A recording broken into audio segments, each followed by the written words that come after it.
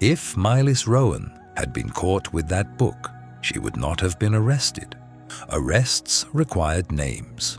The scriptorium district did not waste ink on names it intended to erase. The dust in the room was a living thing. The fine grey breath of forgotten histories, the powdered remains of vellum and brittle papyrus. It clung to her skin, filled her lungs, and settled into the seams of her dark wool dress, marking her as thoroughly as any brand. Her world had already shrunk to a single room above a bindery, a space so small that the stench of lye and boiled glue never left. By day, she worked at a narrow table, her tools laid out with a surgeon's precision: bone folders, agate burnishes, needles threaded with waxed linen. She repaired books. That was what she had been allowed to do. This book was not. Mylis existed in a state of bureaucratic limbo. By law and precedent, the wife of a traitor was an extension of his treason. She should have been imprisoned, exiled to the salt mines of the desolate West, or granted the emperor's mercy, a quiet cup of hemlock. Instead, there had been only silence. The vast, grinding machinery of imperial justice had somehow passed over her. She had been stripped of her home, her guards, her name, but not her life or her liberty. She was an unclosed ledger, an unfiled document. And in the Athelian Empire, such oversights were not acts of mercy. They were merely delays. So she waited.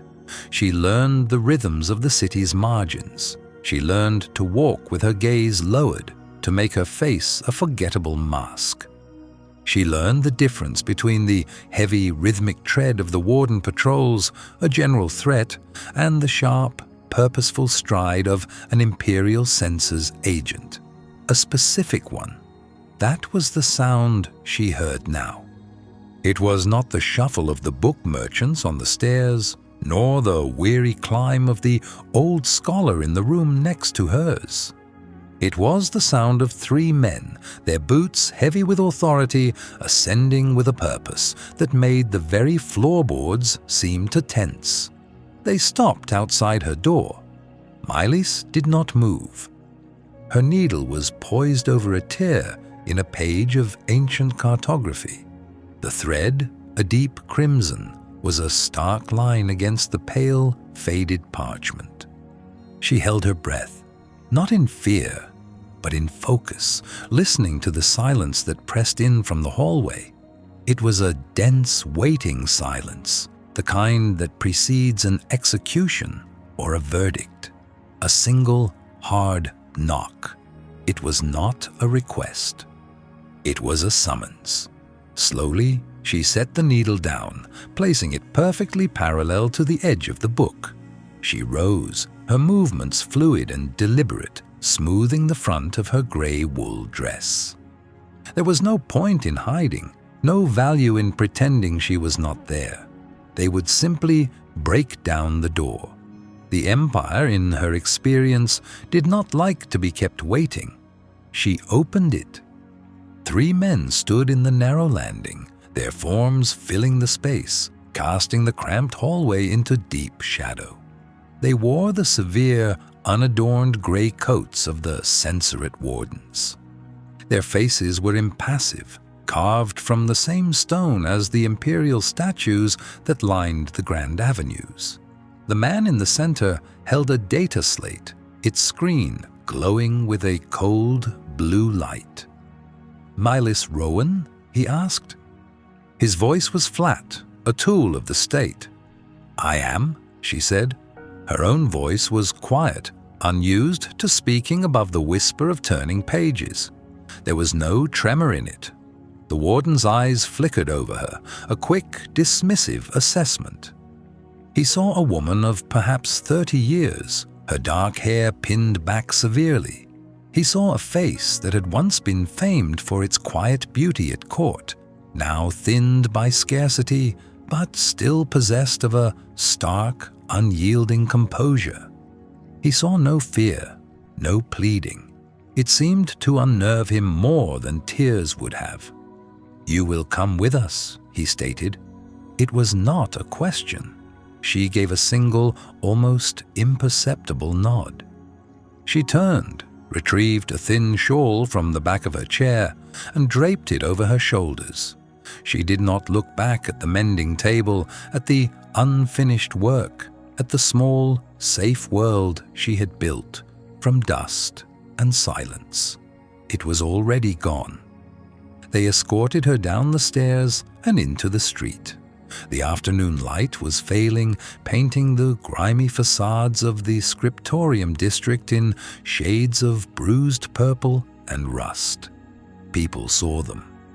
The baker, the ink-stained couriers, the beggars huddled in the alleys. They saw the wardens and the woman in their custody. They saw and they turned away, their faces closing like shutters. To witness was to be involved, and to be involved was to risk the attention of the state. Mylis was now a contagion. A black, windowless carriage waited at the end of the street, its lacquered panels swallowing the light. It bore no crest. The anonymity was more menacing than any sigil.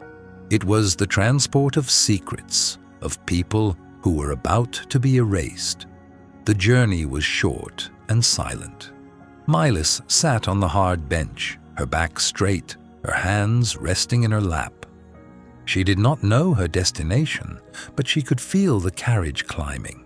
The rattle of the wheels against the cobblestones changed, the sound becoming sharper, cleaner. They were leaving the city's soft, decaying underbelly and ascending toward its hard, granite heart, toward the sunstone citadel. When the carriage stopped, the door was opened onto a wall of cold, white marble. The air was different here, thin, clean, and still. The silence was not the hush of a library, but the profound, unnerving quiet of absolute power.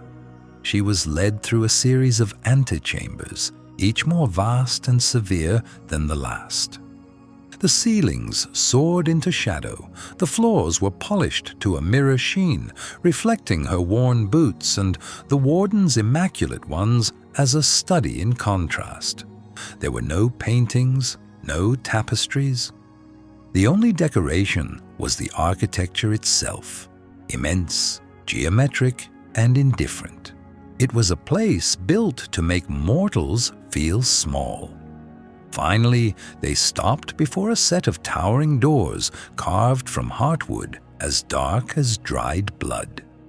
The wardens flanking her took up positions on either side, their hands clasped behind their backs. They became statues. The central warden looked at her, then at the door. "You will wait here," he said, and for the first time a flicker of something, uncertainty perhaps, crossed his face. He seemed unsure of his own protocol. He turned and retreated down the corridor, his footsteps echoing until they were consumed by the magnificent emptiness. Mylis was left alone, a small, gray figure in a cavern of white stone and dark wood. She stood before the doors, the polished bronze handles level with her eyes. She knew, with a certainty that settled deep in her bones, what lay behind them. This was the entrance to the Emperor's private study. She was not being taken to a dungeon or an interrogation cell. She was being brought to the source. The bureaucratic oversight had been corrected.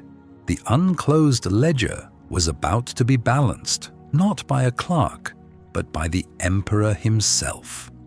She had survived 6 months on the periphery, a ghost in the Imperial city.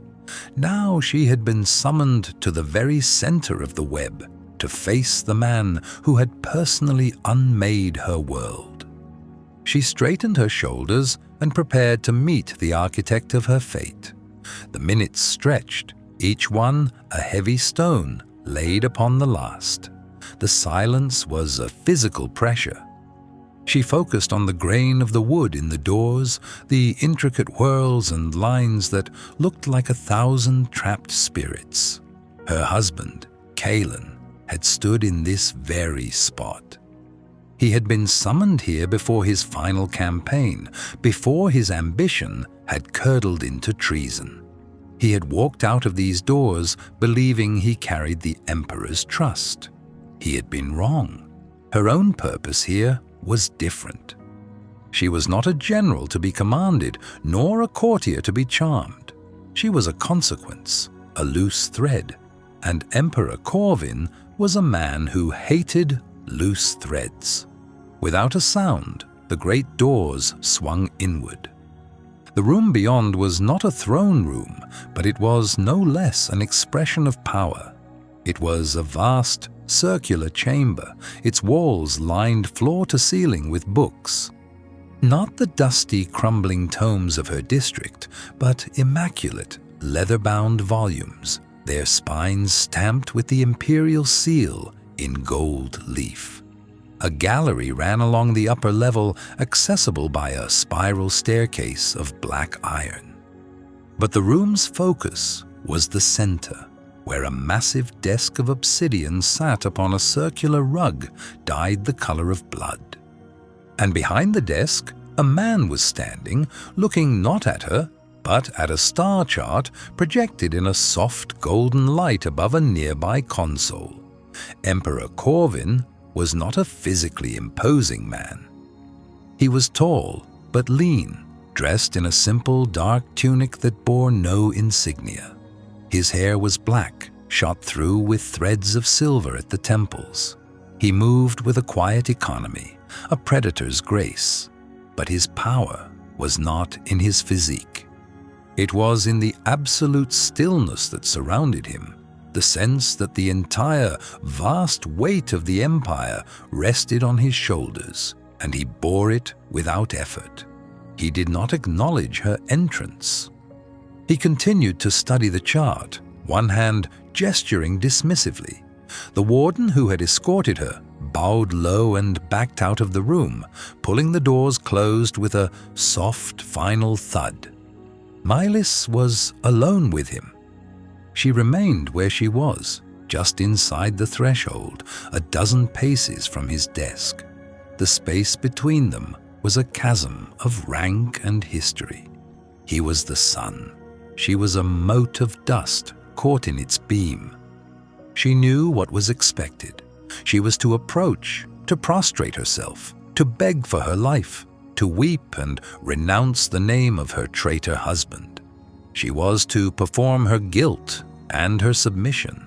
She did none of these things. She simply stood, her hands clasped loosely before her, her gaze level, waiting.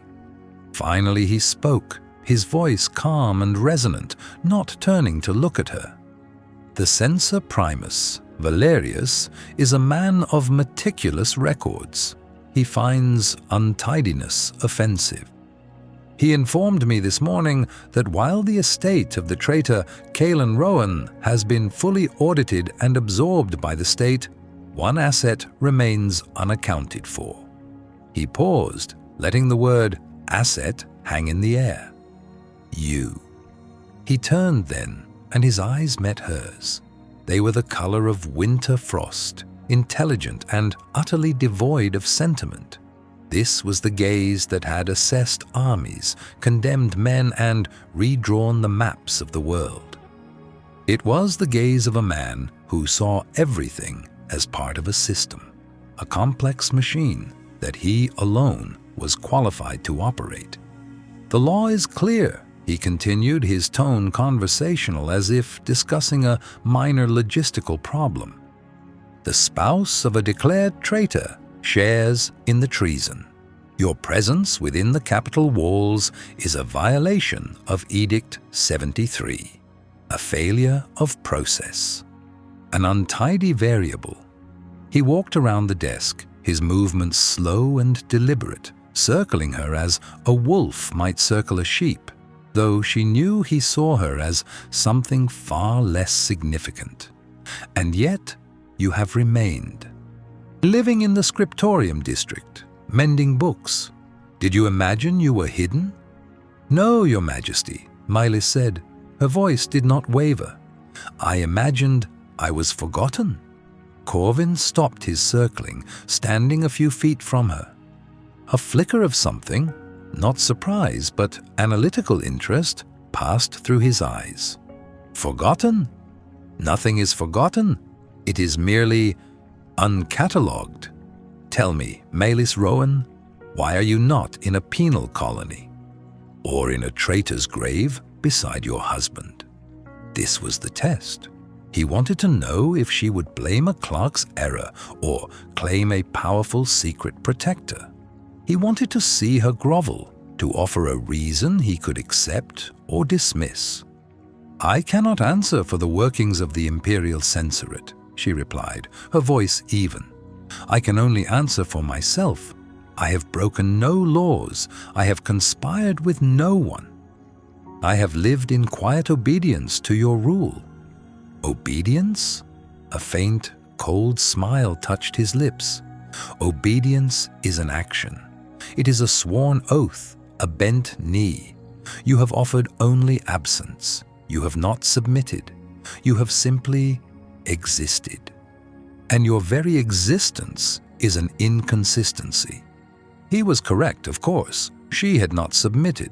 She had not gone to the authorities to surrender herself to their judgment.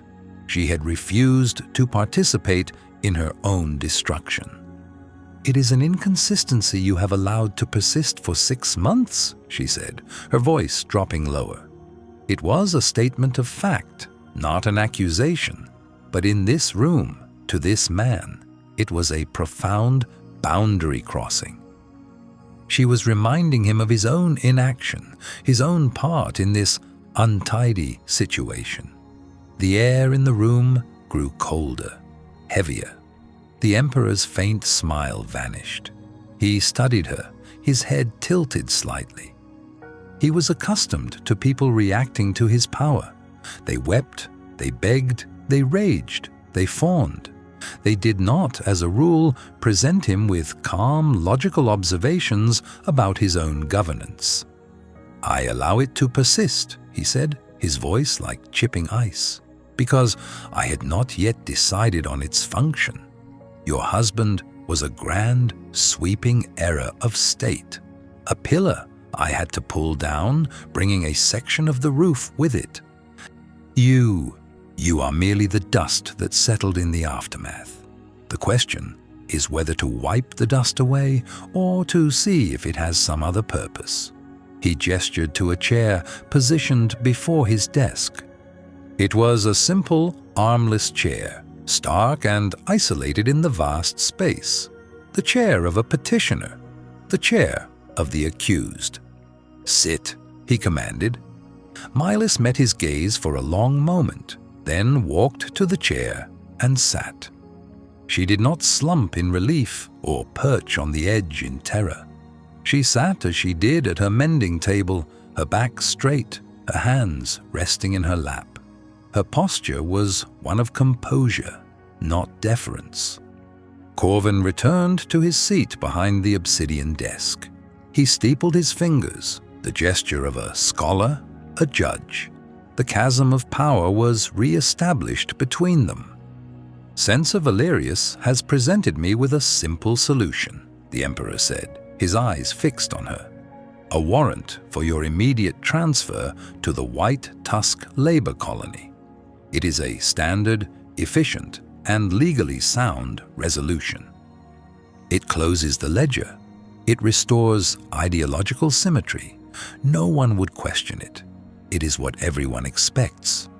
Mylis said nothing.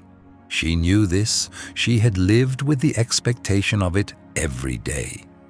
Her silence was a question. And?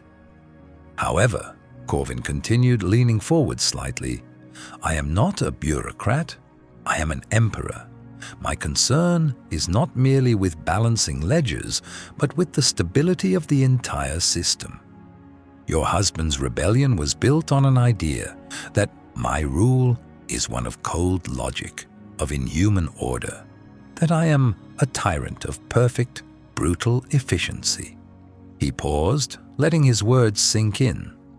He was explaining himself, and she knew emperors did not explain themselves without a purpose. To simply erase you would confirm his narrative. It is predictable. It is unimaginative.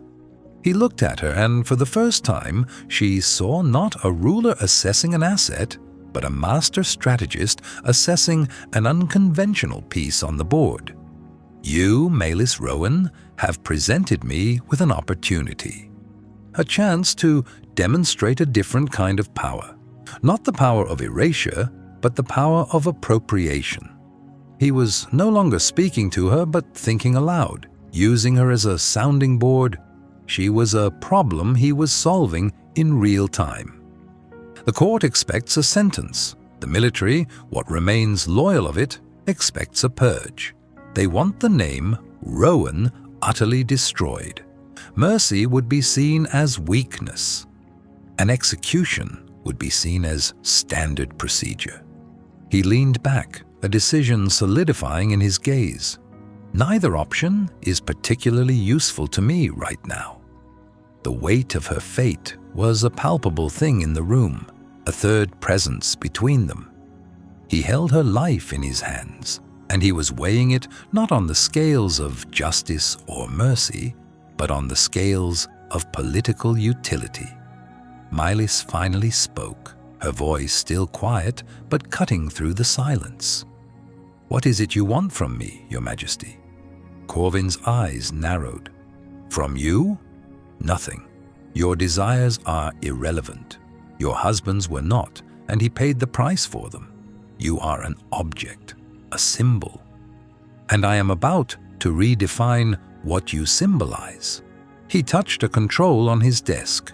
A soft chime echoed in the room.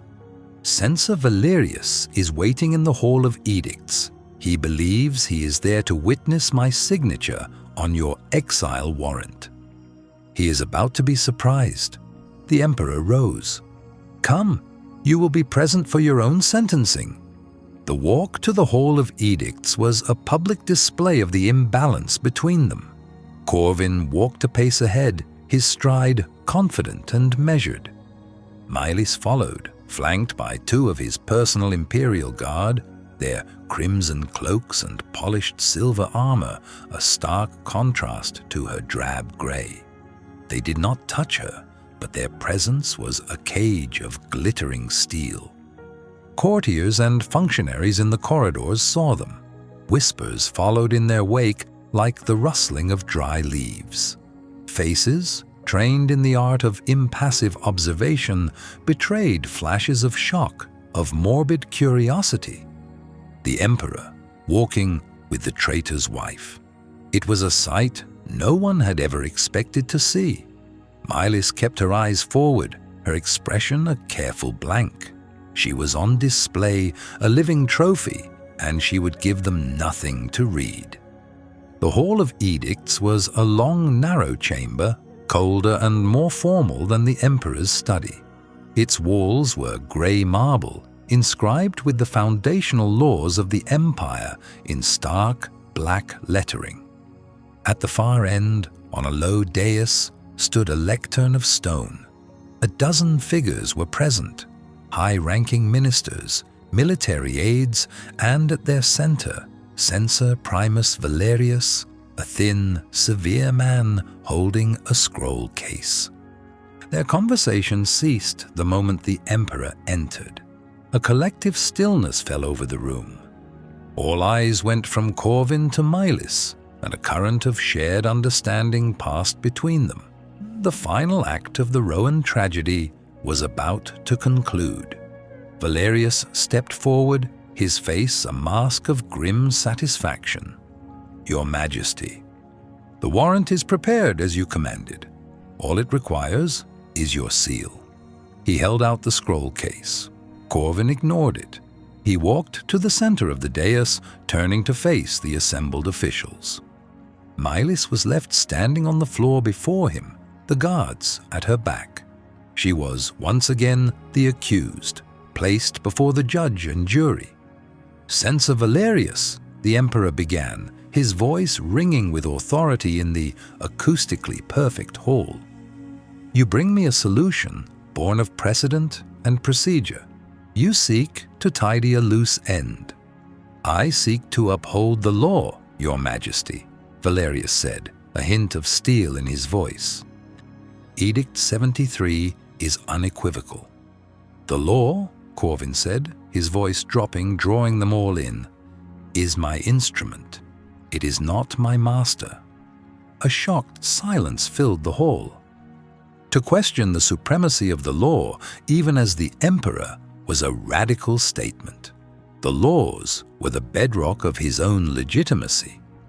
Corvin's gaze swept over the faces of his ministers, lingering for a moment on a stern-faced officer, General Cassian, the man who had replaced Caelan Rowan. Cassian's expression was one of rigid disapproval. "The legacy of Caelan Rowan is one of treason," the emperor declared. "His name is to be synonymous with failure and folly.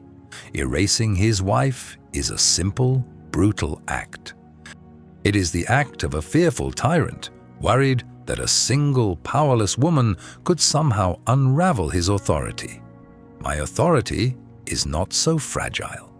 He turned his gaze fully on Mylis. The entire room held its breath. She felt the weight of their collective stare, a physical force.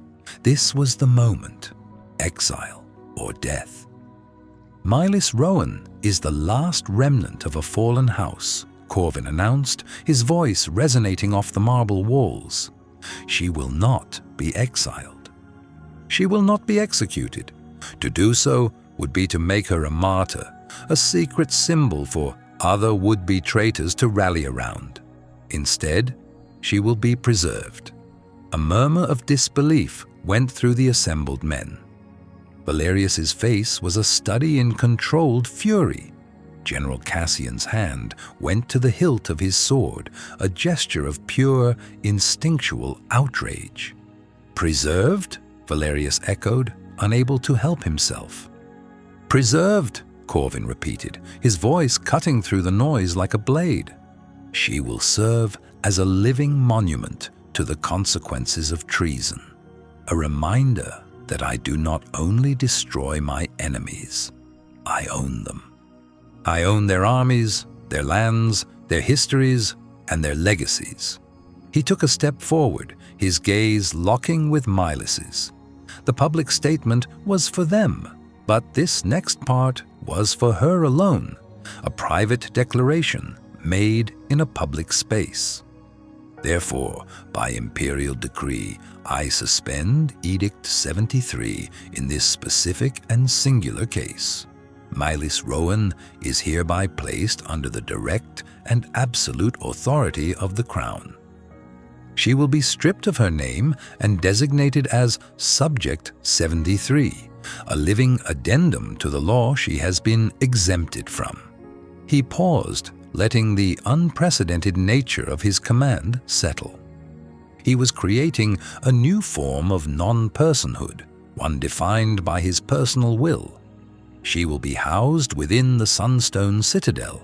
Her new station will be within the Imperial Archives, where she will assist the archivists in their duties. She will be a ghost in the machine of state, a testament to the fact that nothing escapes the Emperor's notice, and everything can be given a new function. Her existence from this day forward is an act of my will. The Emperor's voice ceased, but the words did not. They remained suspended in the cavernous silence of the audience chamber, their weight a physical pressure. An edict pronounced, not with the fanfare of trumpets, but with the cold finality of a closing ledger. Mylis felt the designation settle over her, a shroud woven from ink and law. Subject 73. It was not a name, but a catalogue number. She was an asset, reclassified, an inconsistency resolved. To her left, Censor Valerius stood as if carved from granite, the only sign of his fury a taut muscle flickering in his severe jaw. He was a man of protocol, of meticulous and unyielding process. The law was his scripture, and the emperor had just torn a page from it, declaring it an addendum to his own will. General Cassian, ever the soldier, betrayed less. His posture was a study in rigid discipline, but his gaze, fixed on a point just past the emperor's shoulder, was brittle with contempt. They were pillars of the empire, and they had just been reminded they were merely supports for the vast weight of the throne, not its foundation. Milas did not look at them for long. Her attention was a finite resource, and she would not squander it on the impotent rage of courtiers. She kept her eyes on the emperor. Corvin watched the two men, his expression one of detached academic interest. He was a master of systems, and he had just introduced a chaotic variable to test the integrity of his own machine. He observed their reaction not as a man gauging the mood of his rivals, but as an engineer noting the stress upon a joint. "That will be all," Corvin said, his voice quiet, yet carrying the effortless authority that rendered the room's immense scale irrelevant. Valerius's head snapped toward him. "Your Majesty, this action, it is without precedent. The protocols for the families of traitors are explicit. To suspend them by personal decree is to invite..." "To invite what, censor?" Corvin's tone was mild, laced with a silken danger. "Clarity? To demonstrate that imperial justice is not a blind mechanism, but a discerning instrument. The law is a tool of the state, not its master. You have forgotten its function." He turned his gaze to the general. "Cassian?" The general's response was clipped, each word a piece of shrapnel. "It is an unorthodox strategy." "The only unorthodox strategy is failure," Corvin countered smoothly. He made a small dismissive gesture with one hand. "You are dismissed. See to your duties. The Empire has other enemies than the ghosts of old conspiracies." It was a command sheathed in logic, impossible to defy without seeming petulant. Valerius executed a bow so sharp it was an insult, his robes swirling around him. Cassian offered a stiff, military nod. They turned in unison and walked away, their footsteps echoing on the polished obsidian floor, two distinct rhythms of outrage retreating into the vastness. They did not spare Milas a glance.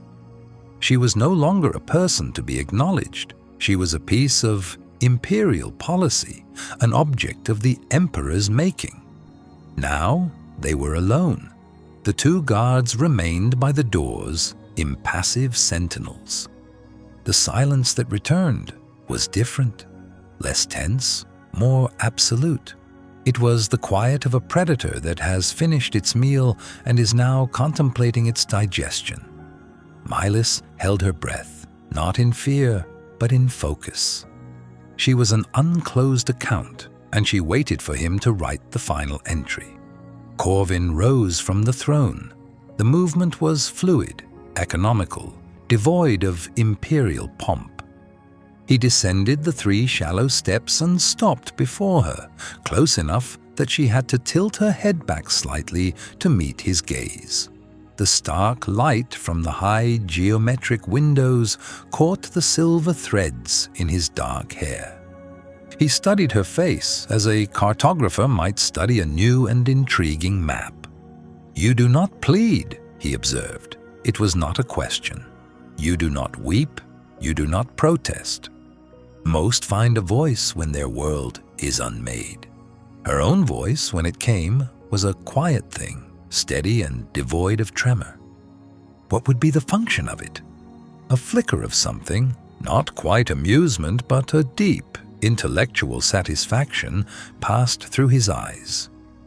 He had used the word function to dismiss his censor, and she had just handed it back to him, polished and sharpened. None, he conceded. It would be an inefficient use of energy. He circled her slowly, his steps silent on the stone.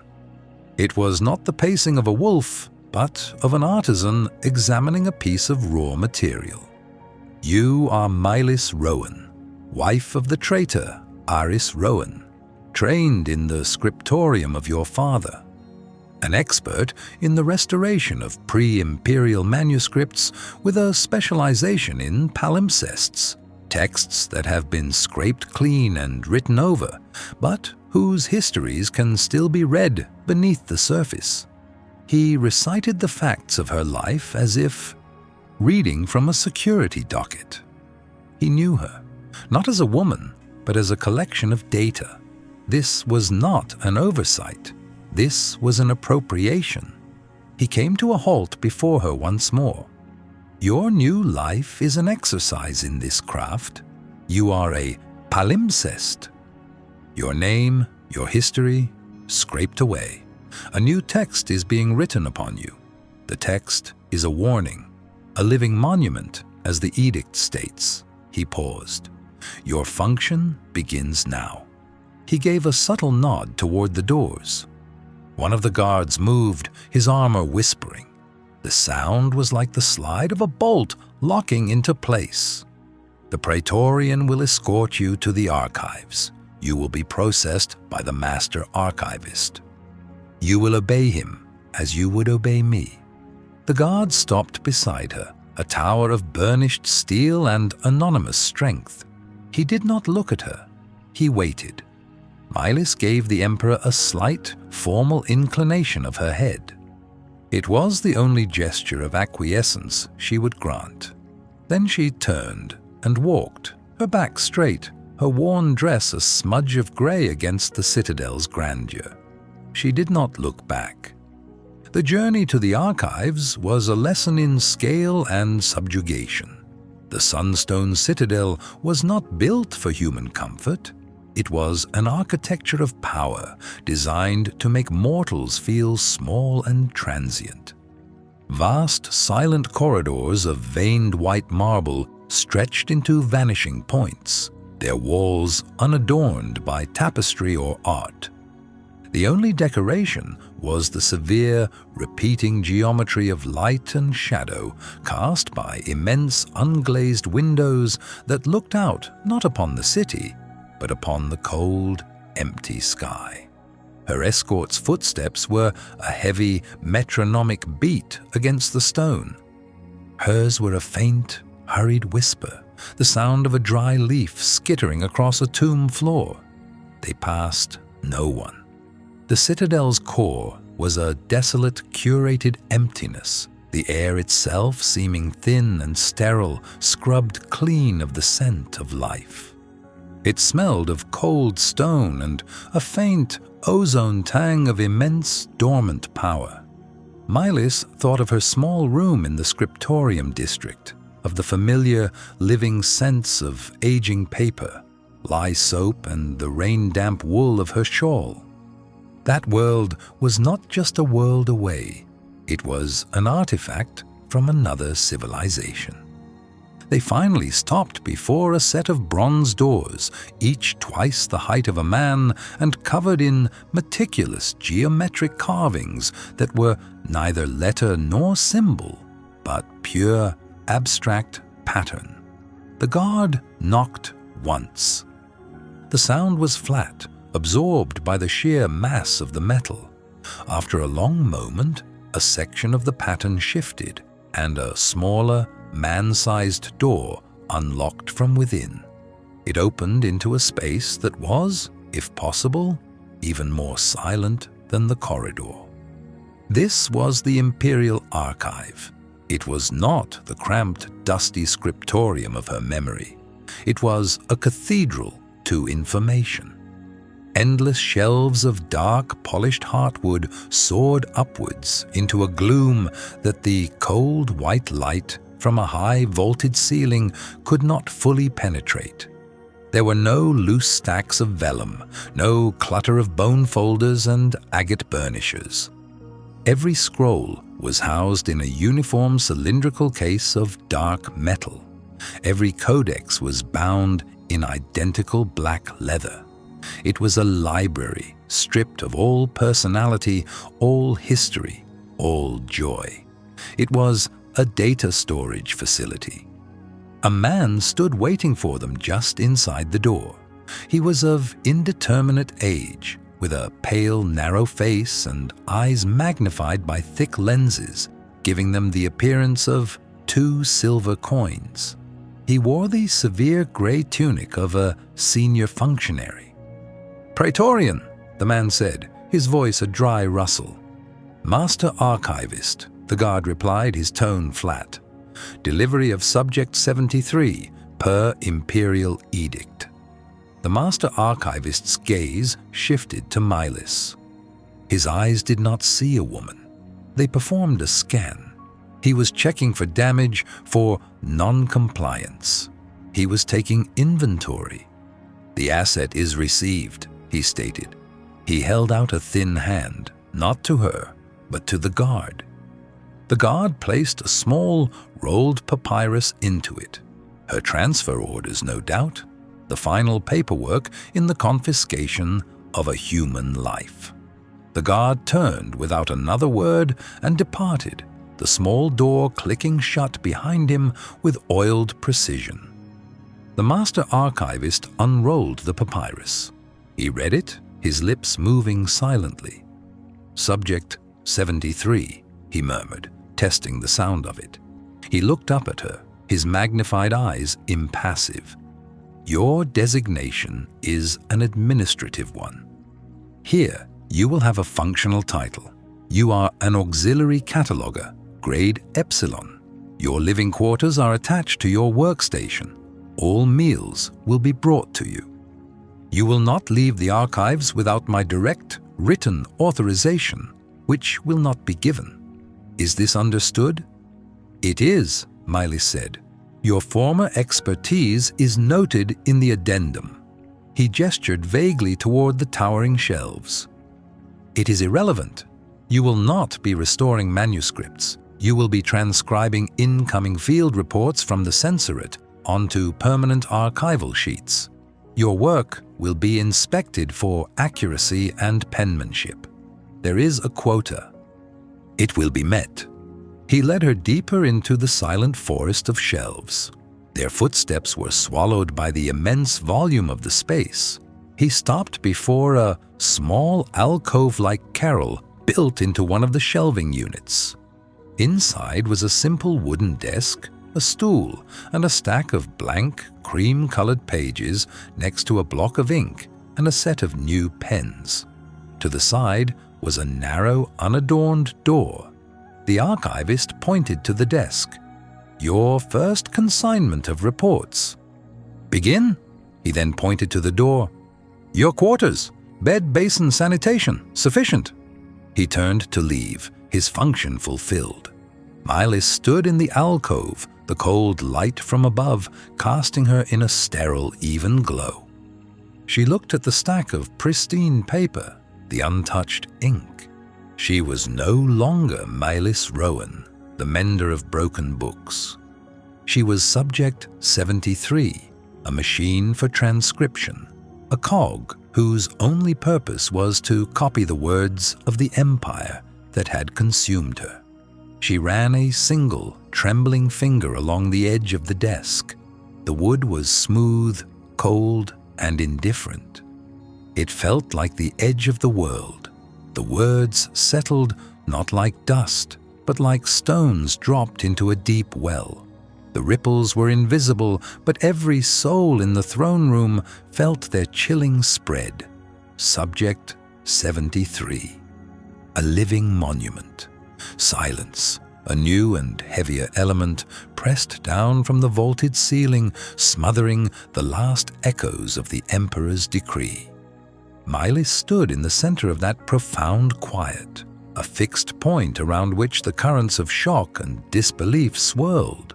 She felt the weight of 100 pairs of eyes, no longer seeing a traitor's widow, but a strange and unnerving artifact. It was not a reprieve. It was an appropriation. In the cold calculus of the emperor, she was no longer a person to be judged, but an asset to be utilized, a piece of political cartography to be redrawn. She was an unclosed ledger, and he had just stamped it with the imperial seal, recataloguing her under a new, sterile designation. Emperor Corvin watched her for a final, assessing moment. His gaze was not cruel, but proprietary, the look of an artisan examining a tool he has just finished forging. He gave a single, dismissive nod. The court is concluded. The pronouncement broke the spell. There was a collective, rustling exhalation, the sound of stiff brocade and creaking leather as officials shifted their weight. No one spoke. They moved with a slow, deliberate purpose, their faces masks of careful neutrality. Censor Valerius, his face the color of old parchment, shot her a look of pure, undiluted contempt before turning on his heel. General Cassian's expression was harder to pass. A grim tightening of the jaw, a flicker of something that might have been outrage, or perhaps merely profound disturbance at this breach of protocol. They saw, and they turned away, their backs a uniform wall of denial. To linger was to be associated with the anomaly. A warden, his face as impassive as the polished steel of his helm, stepped forward and stopped precisely 3 paces from her. He did not speak. His presence was the edict made manifest. Milis inclined her head, a gesture of acknowledgement so slight it was almost imperceptible.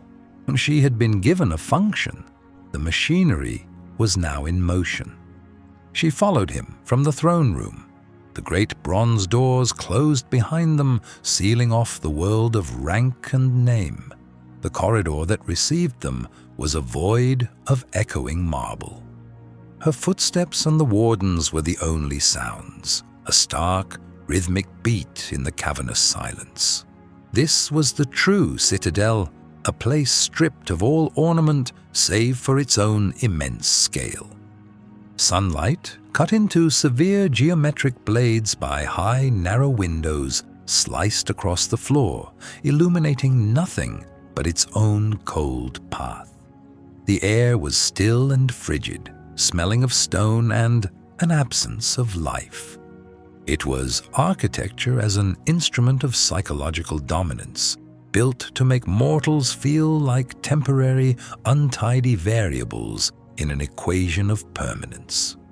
Milis kept her eyes forward, her senses absorbing the environment with the meticulous focus she had once reserved for brittle papyrus.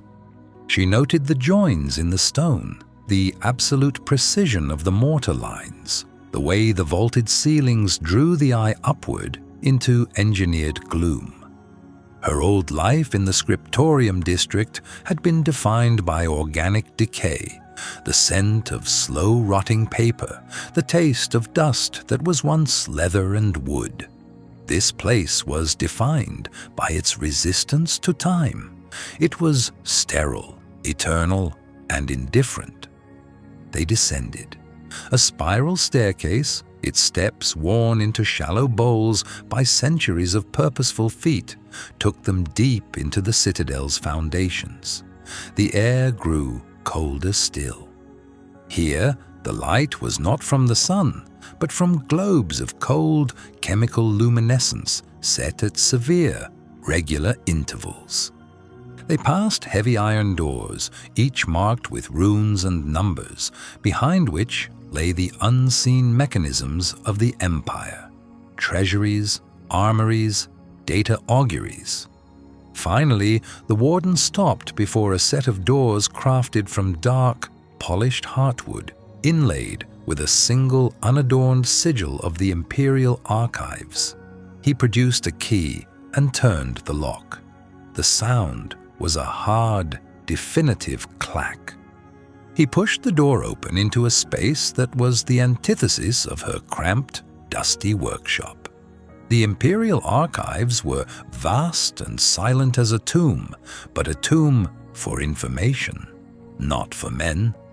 Endless rows of towering shelves disappeared into the gloom, each one laden with identical leather-bound codices and sealed scrolls.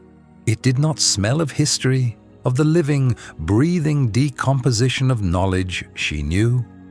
It smelled of preservation, of drying agents, of mineral inks, of the faint, sharp tang of ozone from the light globes. A network of metal catwalks crisscrossed the upper levels, and the only movement was the slow, silent drift of dust motes in the sterile air. The warden led her past the silent sentinels of the shelves to a small, adjoining corridor. He opened another door. "Your quarters," he said. The two words were the first he had spoken.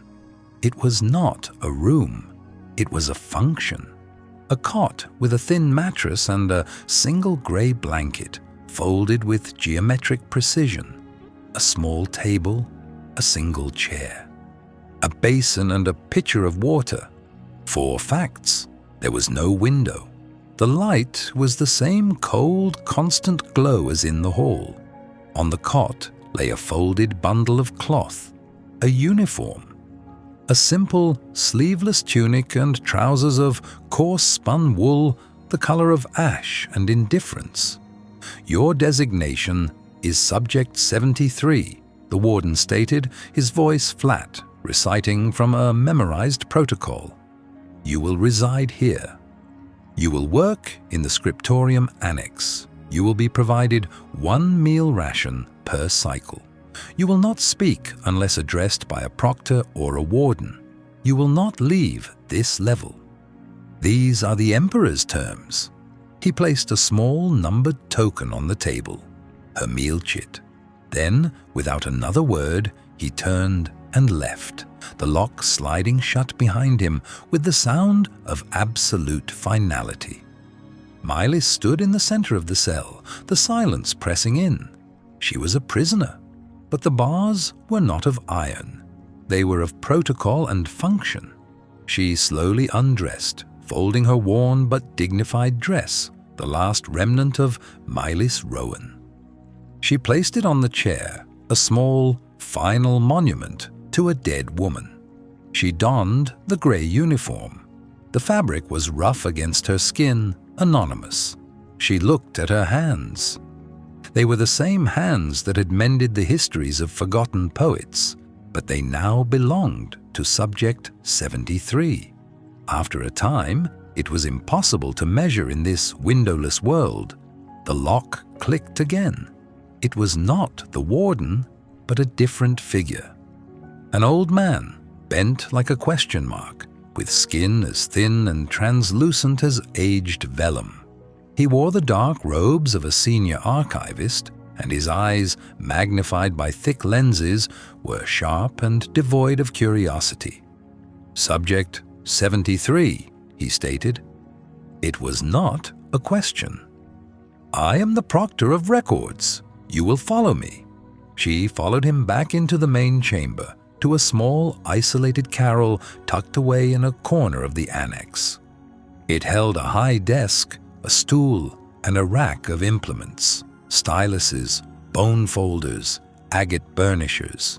They were new, sterile, and efficient, utterly unlike the worn, familiar tools she had cherished. On the desk lay a stack of vellum sheets and a single, heavy codex, its cover scorched and its spine broken. "Your function," the proctor said, his voice a dry rasp, "is transcription. These are the logistical ledgers from the 7th Legion's Western campaign. They were damaged in a supply fire. Your task is to create a perfect, one-to-one replication of the surviving text. Any illegible sections are to be marked with the standard addendum for compromised data. Your work will be inspected for accuracy at the end of each cycle. Errors are an inefficiency the archives do not tolerate. He gestured to the ledger. The Western campaign, her husband's campaign, the one that had ended in his victory, his glory, and his eventual accusation of treason. The proctor seemed not to know or care. To him, it was merely damaged data. She was merely the function assigned to repair it. "Begin," he commanded, and retreated into the silent forest of shelves. Mylis sat on the stool. The wood was hard and unforgiving. She ran her fingers over the new vellum. It was smooth, cold, perfect. She looked at the scorched ledger, a history of supply chains, of grain shipments, of casualty counts. An entire war reduced to a meticulous accounting of assets and losses, just as she had been. She held her breath, not in fear, but in focus. She was a component in the vast, grinding machinery of the empire, a living monument, a scribe tasked with copying the record of the very war that had created her. The emperor's choice was not merely a punishment, but a complex and layered irony, a message crafted with the same precision as the citadel's architecture. She was not just to be a symbol, she was to be an active participant in the maintenance of the system that had consumed her. She picked up a stylus. It was heavy, balanced, and cold. She was Subject 73, a line item in an infinite ledger, and she would perform her function. With a steady hand, she lowered the stylus to the vellum, and she began. The Imperial Archive was a mausoleum for facts. It did not possess the organic, dusty scent of the scriptorium, the familiar perfume of decaying paper, hide glue, and time. Here, the air was thin and cold, smelling of nothing, scrubbed of life. Light from impossibly high windows fell not as a warm blanket, but as severe geometric blocks upon floors of polished grey stone. The silence was not an absence of sound, but a regulated presence, a pressure against the eardrums. It was the sound of perfect, indifferent order. Mylis, now Subject 73, was seated at a small, unadorned carrel of dark, oiled wood. It was one of 100 identical stations arranged in mercilessly straight rows. Before her, resting on a simple felt cradle, lay the first of the ledgers. Its vellum cover was warped and stained, the leather ties brittle. It was an object she knew intimately, not by sight, but by its history. The logistical record of the Northern Campaign, 4th Legion, her husband's last command. She held her breath, not in fear, but in focus. This was the true beginning of her sentence. The public declaration in the throne room had been theatre, a pronouncement for the benefit of the court. This, in the profound and anonymous silence of the archive, was the execution of that sentence. It was an act of meticulous psychological vivisection, and Corvin was its chief surgeon. He had not given her a blade to fall upon, but a pen.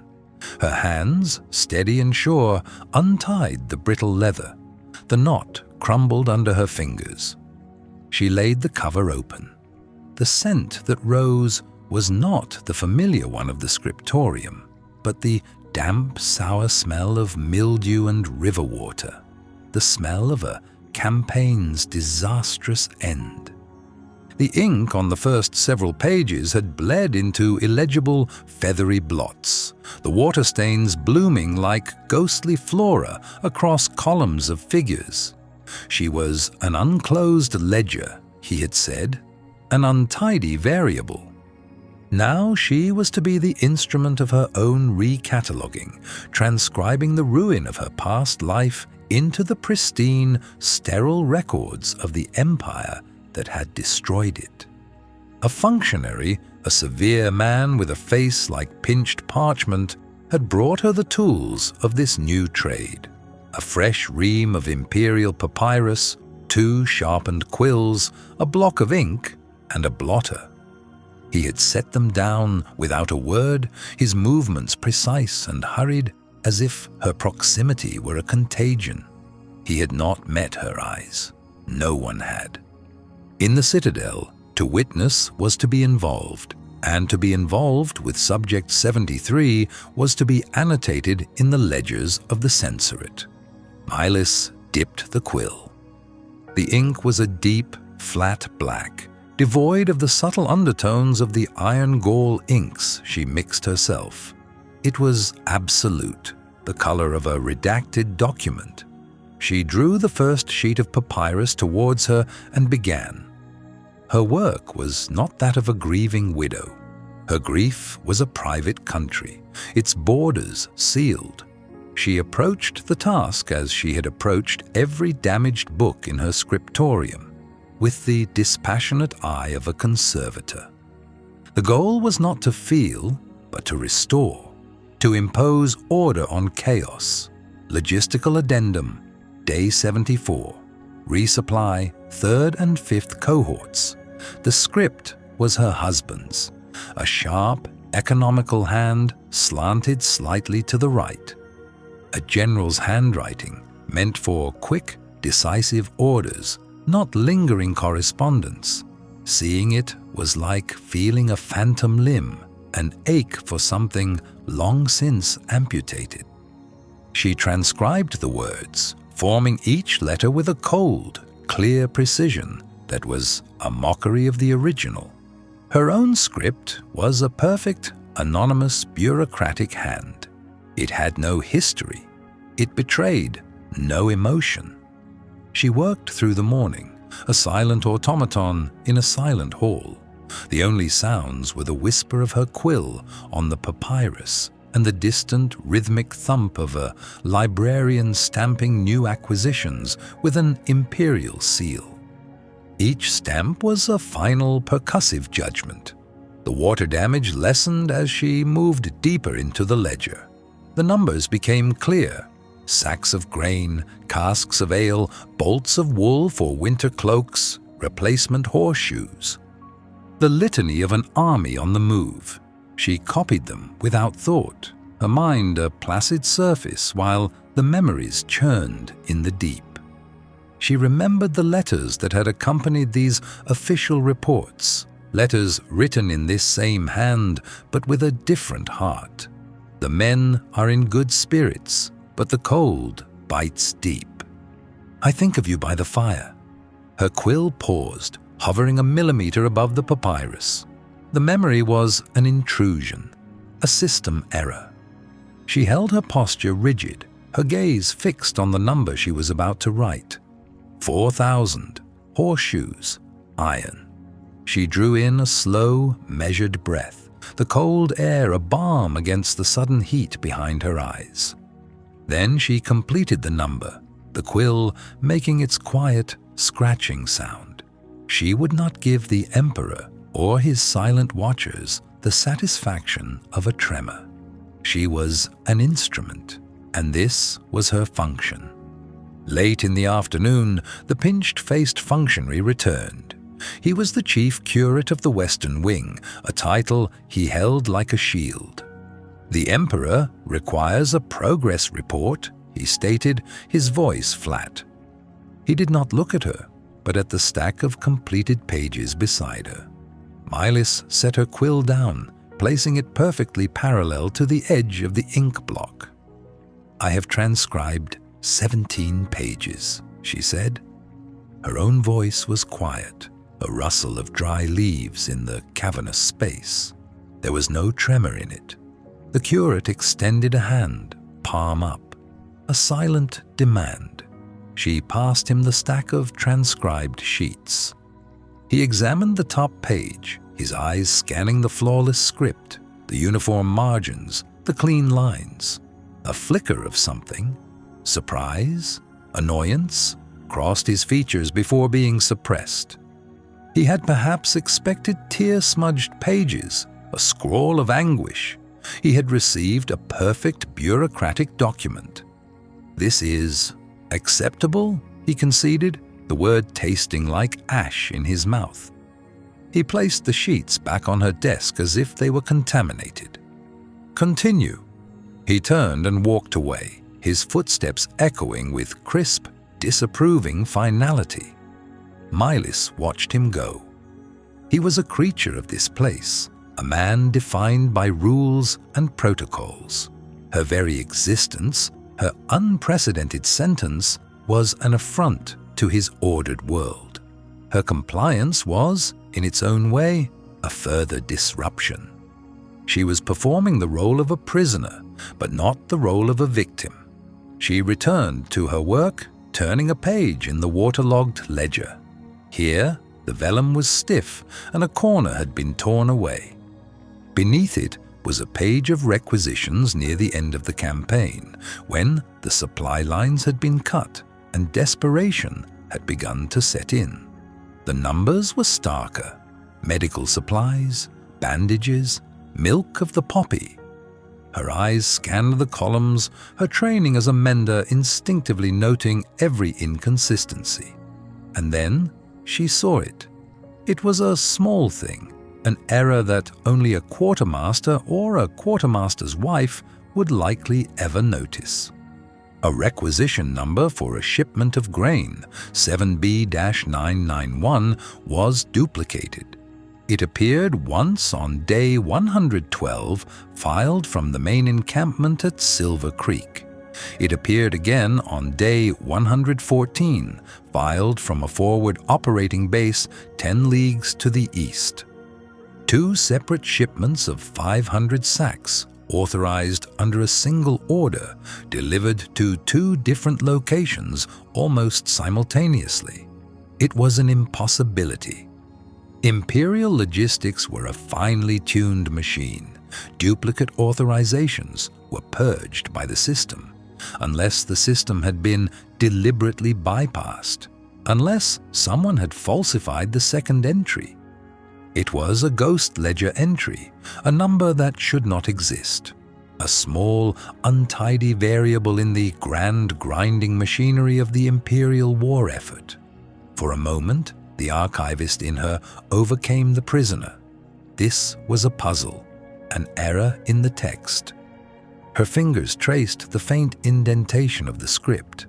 The second entry was written in her husband's hand. He had authorized it. But why? It spoke not of treason, but of something else. Deception. A secret movement of resources. For what purpose? She copied the first entry onto the fresh papyrus. Then she reached the second. Requisition 7B-991. Grain 500 sacks. For a heartbeat, she considered omitting it, correcting the error as a faithful scribe would. But that was not her function. Her function was not to correct, but to copy, to create a perfect one-to-one reflection of the flawed original. The Emperor wanted her to transcribe the record of her husband's failure. She would do so, every word, every number, every ghost.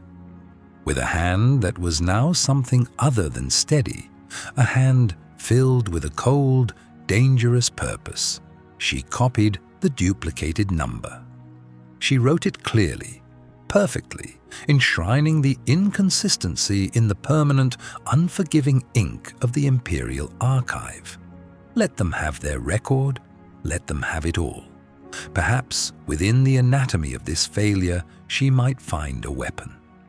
As the light from the high windows began to fade, a guard appeared at the end of her aisle. He was a silent silhouette against the dying day. The session was over. He escorted her from the archive, through the cold, echoing halls, and back to the featureless stone cell that was her new home. Alone, she sat on the hard edge of the cot. She had survived the day. She had faced the ghost of her husband, the ghost of her life, and she had not broken. She had transcribed 17 pages. She had performed her function. but in the process, a change had occurred. She had entered the archive as Subject 73, a living monument to another's treason. She had left it as something more. She was a reader, an analyst, a quiet archivist of secrets, hidden in plain sight. The Emperor had given her a pen to record her own subjugation, not realizing he was also giving her a key. The ink on the vellum was a flat, dead thing. But for Milis, the two identical requisition numbers pulsed with a phantom heat, a ghost of the living hand that had written them. Requisition 94-Gamma-7. Grain, winter barley, 20,000 stone. And then, 6 entries later, separated by mundane requests for pack-tack and field medicine. Requisition 94-Gamma-7. Grain, winter barley, 20,000 stone. Her breath did not catch. Her heart did not accelerate. Instead, a profound stillness settled in her limbs, the kind of absolute calm that precedes a lightning strike. She held her focus on the twin entries, examining them not as a grieving widow, but as the bookmender she had once been, searching for the nature of a flaw. This was no simple clerical error, no slip of a quartermaster's weary hand.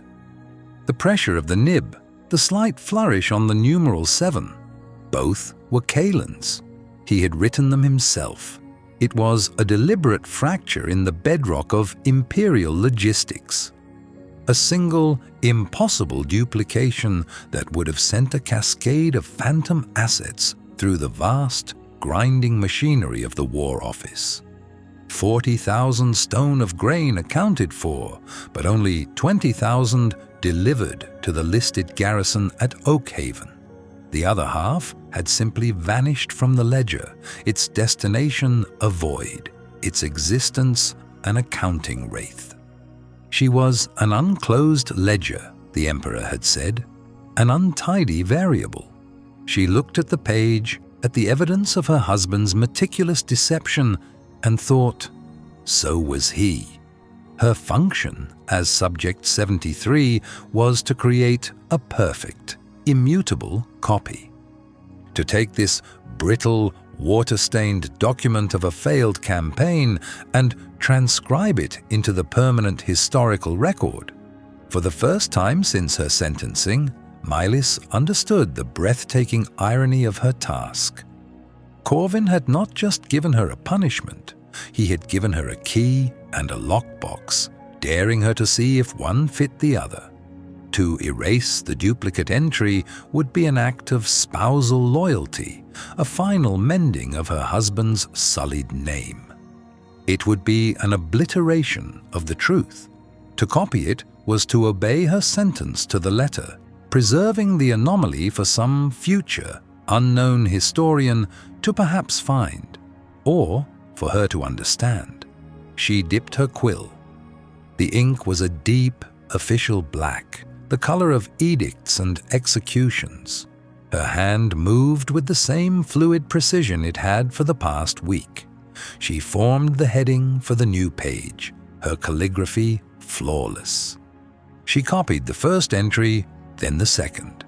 When she reached the first instance of Requisition 94-Gamma-7, she paused for a fraction of a second, the nib hovering over the pristine vellum. Then she wrote. The letters and numbers flowed onto the page, a perfect mirror of the original. She continued down the list, the pack-tack, the medicine, and then she arrived at the ghost entry. Without hesitation, she copied it again. Requisition 94-Gamma-7. Grain, winter barley, 20,000 stone. The lie was now immortalized. It was no longer just a secret held in a decaying field ledger. It was an official fact, entered into the annals of the Sunstone Citadel by the very hand of the traitor's wife. The act felt less like complicity and more like a claim. She was not erasing Kaelin's secrets, she was cataloging them. A shadow fell over her desk, long and thin. Mylis did not startle, but finished the final curl of the numeral before setting her quill into its holder. She looked up slowly. An old man stood there, his body as dry and brittle as ancient papyrus. He wore the severe grey robes of a senior archivist, the sigil of the Imperial archives, a crossed quill and key, embroidered on his high collar. His face was a web of fine lines, his eyes the color of faded ink, and they held an expression of perpetual, mild disapproval. This was Prefect Valerius, the chief custodian of this cavernous hall of memory. "Subject 73, he stated. His voice was a dry rustle, the sound of a turning page. It was not a question. "Prefect," Mylis acknowledged, her own voice quiet and even. He did not reply, his gaze dropping to her work.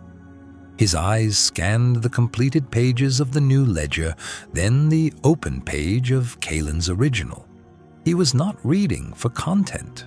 He was inspecting for form. He was the guardian of consistency, the high priest of margins and measurements. To him, the information within the books was merely the necessary burden the paper had to bear. It was the structure, the order, that mattered. "Your hand is clean," he observed, a statement of fact that carried the weight of a rare compliment. "The line spacing protocols are being observed. The register is consistent." He leaned closer, his scent a faint mix of dust and cloves. His bony finger traced the air just above the page she had just completed, his eyes sweeping across the neat columns. For a terrifying moment, his gaze passed directly over the two identical entries. Mylis felt a cold pressure in her chest, but her expression remained one of impassive neutrality. She was a scribe at her station, a function being performed. Valerius saw nothing. The numbers were identical, the script perfect. To his mind, programmed for aesthetic and procedural order, the duplication was merely a correctly transcribed data point.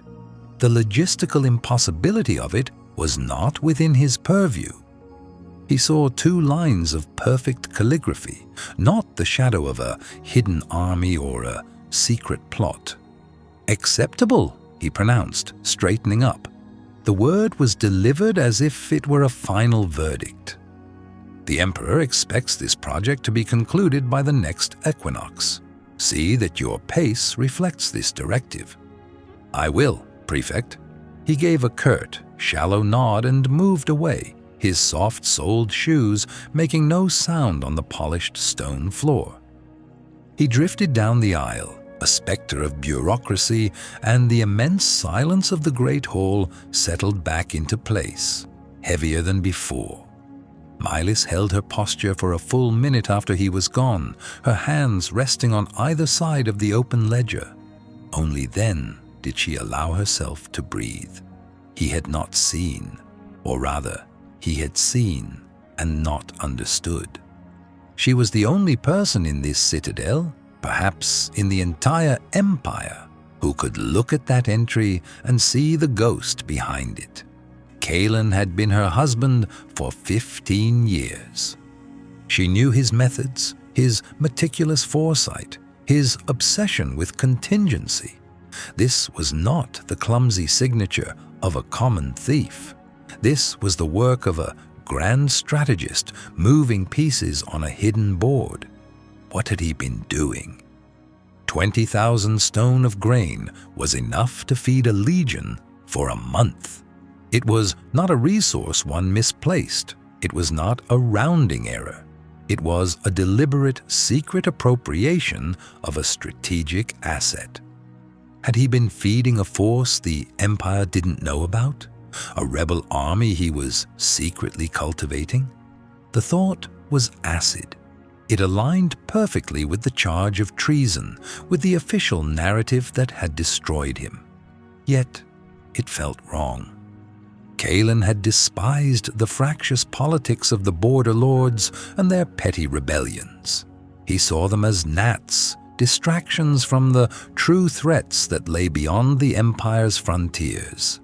He built, he fortified, he supplied. He did not conspire with disorganized malcontents. Her mind returned to the cold marble of the Emperor's audience chamber. Corvin's impassive gaze, his talk of assets and inconsistencies. He is a problem of history I have yet to solve. Had the Emperor known? Was this transcription not a punishment, but a test? A way to see if she would find the flaw, and what she would do when she did. Perhaps Corvin himself did not know the purpose of the missing grain, and he was using her intimacy with Kaelin's mind, her meticulous nature, as his finest, most unassuming tool of inquiry. The thought was chilling. It reframed her prison, not as a cage, but as a dissecting table, and she was both the specimen and, now, the surgeon. She looked away from the ledgers, her gaze traveling up the towering walls of the archive. Shelves rose into the gloom, 50 feet high, packed with the bound and recorded history of 1,000 years. Edicts, census data, campaign logs, confiscation manifests, star charts, cartographical surveys, the sum of all Imperial knowledge.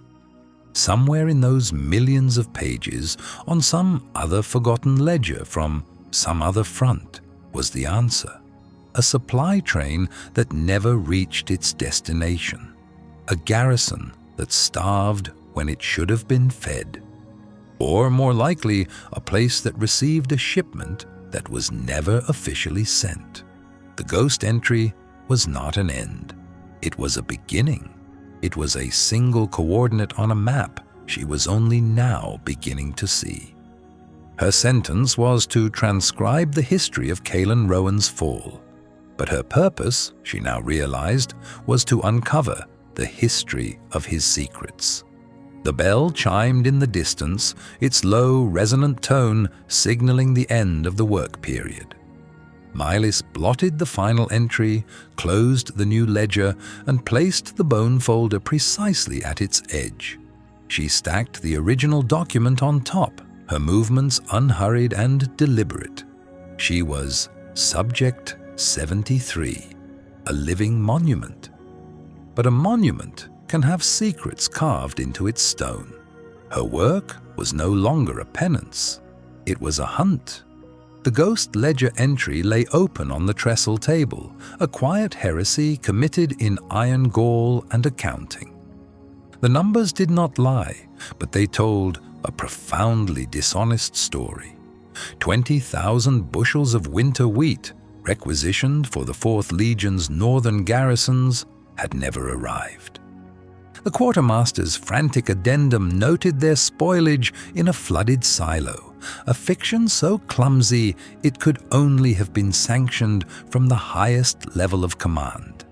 From Kaelin. Mylis Rowan, Subject 73, drew a slow, deliberate breath. The air, thick with the scent of decaying papyrus and bone glue, felt different now. It was no longer the stagnant atmosphere of a tomb, but the charged stillness of a library holding a forbidden text. She was no longer a prisoner performing a meaningless function. She was an archivist, and she had just located the collection's most vital secret. Her purpose, once a brittle thing concerned only with the next meal and the avoidance of notice, solidified into something with the density of heartwood. The Emperor had intended this place as an instrument of psychological erosion, a means to grind her spirit down into the same anonymous dust that coated every surface. He had miscalculated. He had given a bookmender a library. He had given a cartographer's daughter a map. She was an unclosed ledger, an untidy variable in his vast, grinding machinery of state. And here, in her husband's own meticulous hand, was the first entry in a column that might, eventually, bring the entire ledger into balance. Her gaze fell to her tools, laid out with the precision of a surgeon's instruments. The bone folder, the agate burnisher, the fine-nibbed styluses. Her work was to create a perfect facsimile, an official copy for the permanent record. To omit the false entry would be an act of erasure, of complicity with the official narrative. To transcribe it faithfully was an act of preservation. It was sedition disguised as obedience. With impassive focus, Miley selected a fresh sheet of vellum, its surface scraped smooth and dusted with pounce. She mixed a small pot of pigment, matching the faded sepia of the original ledger ink. Her movements were economical, stripped of all hesitation. She was not merely copying a document, she was setting a cornerstone. Her stylus touched the page. Item: winter wheat, grade A. 20,000 bushels. The scratch of the nib was the only sound in the vast, cavernous silence of the archives. She copied the requisition number, the transport designation, the falsified destination. Each character was a perfect imitation, a flawless forgery of the truth. Then came the quartermaster's addendum, the lie that covered the theft. Addendum: consignment lost to water damage, Silo Gamma 7. See attached report of confiscation and disposal. She transcribed the lie with the same meticulous care as the rest. She did not allow her hand to tremble. She did not permit her breath to catch. She was a functionary of the Imperial Censorate, and her function was to ensure the integrity of the record. This false entry was now part of that record. She was cementing it into the bedrock of Imperial history, hiding it in the one place no one would ever think to look: the official archive. When she finished, the new page was indistinguishable from the brittle original. She had duplicated the error, canonized the clue.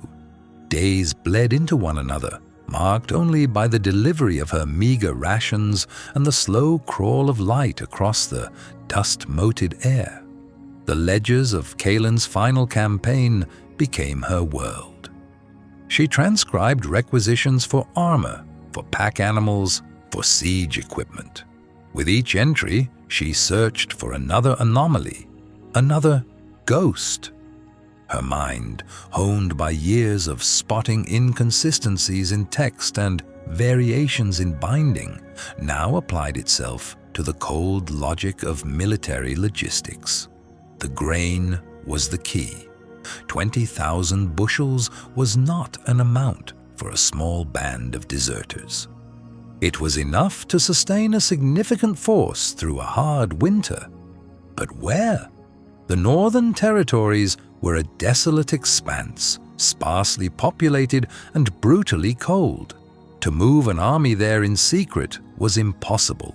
To hide one, there was even more so. Kalen had been a master of logistics. His treason, she was beginning to understand, would not be a crime of passion, but a masterpiece of calculation. She worked and she thought, and she waited.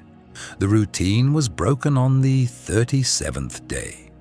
It was not the shuffling step of the scribe who brought her meals, but the measured, solid tread of boots on stone. Milis did not look up. She completed the line she was writing, the account of a shipment of medical lye, before setting her stylus down, placing it perfectly parallel to the edge of the vellum. A warden stood before her desk. He was a severe, functional man, his face a mask of bureaucratic indifference. He did not speak. He simply placed a folded, sealed document on the corner of her workspace next to her pot of ink.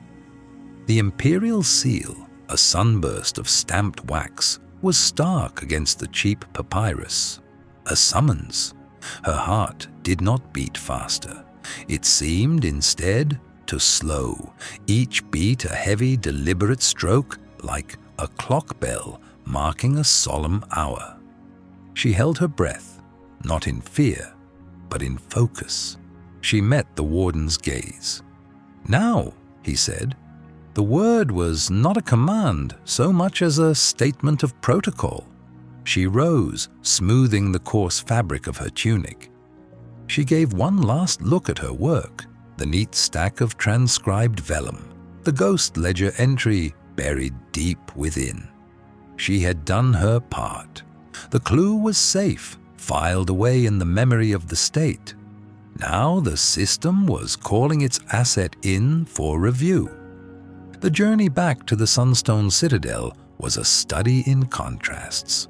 She was escorted from the organic decay of the archives, its scent of old paper and failing glue, its soft, forgiving dust, into a world of inhuman perfection. The Citadel was not built, it was engineered.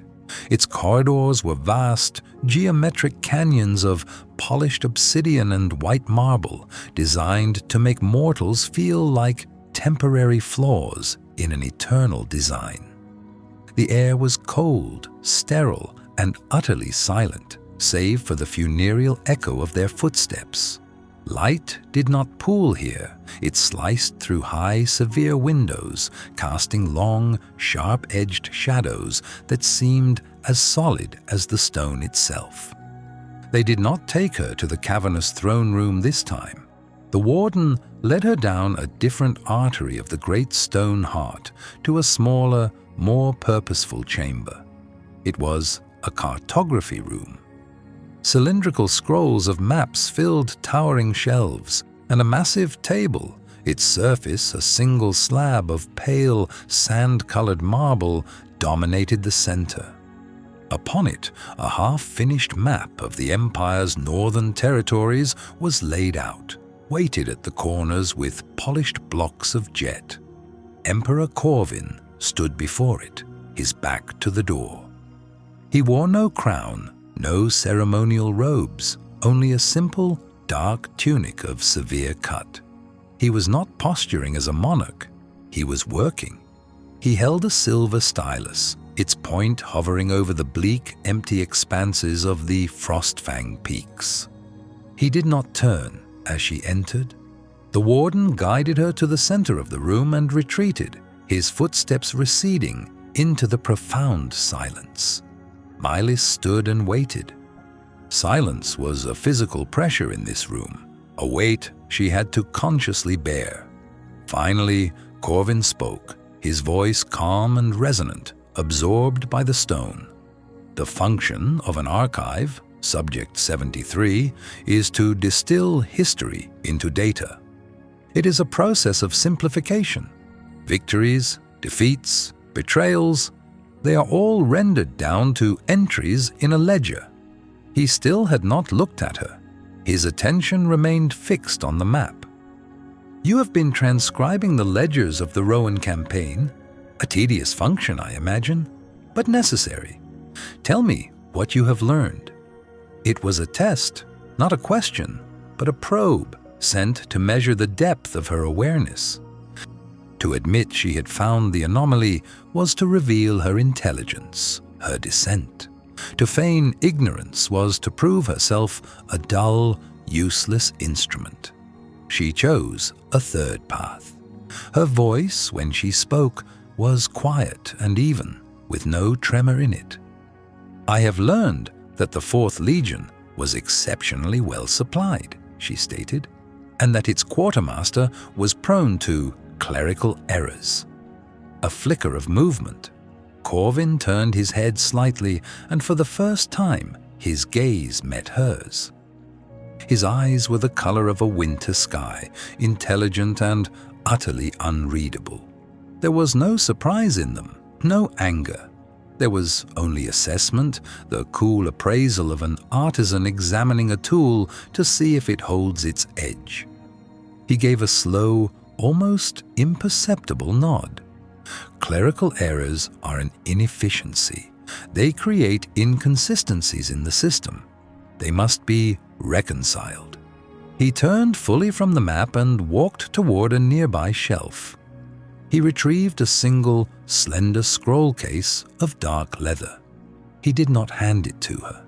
He placed it on the marble table several feet away, forcing her to approach him, to enter his space. "Your previous function is complete," he said. "You have a new appropriation." Mylis moved forward, her worn shoes soundless on the polished floor. She stopped before the table and looked at the scroll case. It was unmarked. "The Scriptorium District," Corvin said, his voice a low murmur. Before its designation as a ward for the politically inert, it was the city's primary grain exchange. All records of its commerce, its granary inventories, its transport manifests prior to the unification were thought lost. He paused, letting the silence stretch. They were not lost, they were merely misfiled. He gestured to the scroll case. "These are the indices. You will locate the original ledgers in the archives. You will catalog them. You will reconcile them. You will create a complete and accurate history of every bushel of grain that passed through this city for the last 50 years. Mylis stared at the scroll case, her mind racing. This was not a random assignment. Kaelin's ghost ledger, the grain. And now this. He was not punishing her. He was not testing her. He was aiming her. "You are a meticulous worker, Subject 73, the Emperor concluded, his voice devoid of inflection. "I have found that those with nothing to lose are often the most effective assets. Do not disappoint me." The Emperor had not dismissed her. He had retasked her. The distinction was a chasm, and Mylis felt its depth in the altered posture of the guards who escorted her from the Sunstone Citadel. Before, she had been cargo, an object of confiscation, being moved from one holding facility to another. Now a subtle deference had entered their impassive protocol. They kept their distance, their footsteps falling in a rhythm that seemed to defer to hers. She was no longer simply Subject 73, a living monument to failure. She was an imperial asset of unknown function, and in the vast grinding machinery of the state, the unknown was a thing to be handled with caution. They did not return her to the familiar miasma of decaying paper and binder's glue in the Scriptorium District's annex. Instead, they led her deeper into the Citadel's foundations, through corridors of polished obsidian that drank the light and gave back only distorted, fleeting reflections of their passage. The air grew colder, drier, scrubbed clean of life. It was the sterile chill of a tomb, a place where history was not lived, but interred. They stopped before a set of bronze doors, immense and unadorned save for a single etched cartouche, cartography and commerce. One of the guards produced a heavy iron key and turned it in the lock. The sound was a deep, resonant groan, the complaint of a mechanism long unused. The doors swung inward on silent, perfectly balanced hinges, revealing not a room, but a cavern. Unlike the chaotic stacks of her previous station, this chamber was a model of severe geometric order.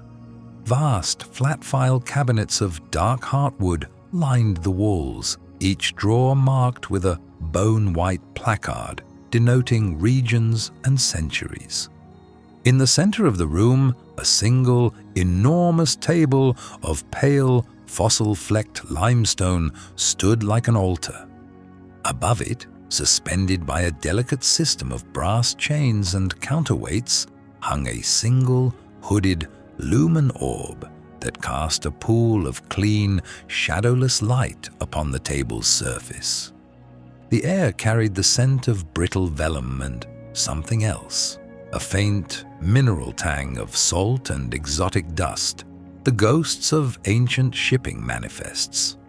"Your station," the lead guard said. His voice was flat, but the words were an instruction, not a command. "The censorate has authorized your access to these archives. Your work is to be conducted here. Your former effects will be brought to you. Rations will be delivered at the 8th and 18th hours." He placed a small, leather-bound folio on the corner of the limestone table. It was an addendum to her original sentence, a new edict stamped with the Emperor's personal sigil. It granted Subject 73 provisional authority to requisition materials from the specified archives for the purpose of historical review. Mylis did not look at the guard. Her attention was fixed on the room. It was another cage, but one of infinitely greater scope. The Emperor had not just given her a task, he had given her a key to the economic memory of the Empire. He was aiming her, a perfectly calibrated instrument of inquiry, at a target she was only now beginning to comprehend. She waited. The silence stretched, a physical pressure in the vast chamber. Finally, the guards withdrew, their footsteps receding down the obsidian hall. The bronze doors closed with a soft, definitive click, and she was alone. For a long moment, she simply stood, allowing the profound quiet to settle around her. This was the heart of the beast, the place where the ledgers of power were kept. Here, in these drawers, lay the architecture of the Empire's wealth, the records of every grain shipment, every mineral extraction, every tax levy that had built the citadel, stone by stone. Her husband, Kalen, had been a general of the legions, a man of iron and blood. What could his treason possibly have to do with these brittle, meticulous records of commerce? The Emperor's words returned to her, calm and precise. An inconsistency demands resolution. The ghost ledger. The grain. He believed the answer was not on a battlefield, but in a column of figures, on a shipping manifest, or hidden within a map. She moved to the table, her worn slippers making no sound on the stone floor. She ran her fingers over its cool, smooth surface. This was a place for analysis, for the unrolling of vast, intricate histories. A small crate had been placed beside it containing her meager tools, bone folders, an agate burnisher, fine-spun linen thread, and needles. They had even included her half-mended copy of the Annals of the First Dynasty. The gesture was clear. She was to continue being who she was, a mender of books, a scholar of the broken, but on a new and far more dangerous text.